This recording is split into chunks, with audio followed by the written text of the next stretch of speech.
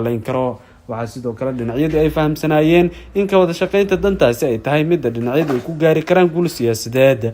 wasaaradda arrimaha dibadda iyo iskaashiga caalamiga ee Soomaaliya waxay sidoo kale muujisay qaabka ay uga go'an tahay in ay ka faa'iideystaan dhanka waxbarashada dhalinyarada Soomaaliyeed ee tagaya dalkaasi Suudaan.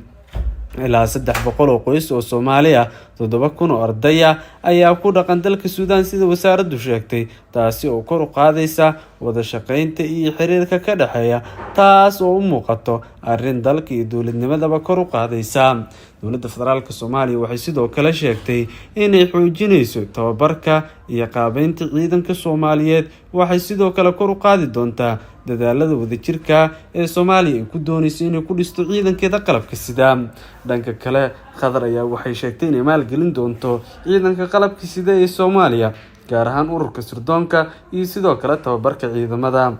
Qatar waxay sheegtay Soomaaliya waxyaabaha ugu badan ay ka taageerayso inay tahay dhanka qarashaadka, halka Turkiguna uu qaatay mas'uuliyadda tababarka ciidamada iyo hagaajinta sidoo kale qalabkooda in la hagaajiyo ayuu qaatay.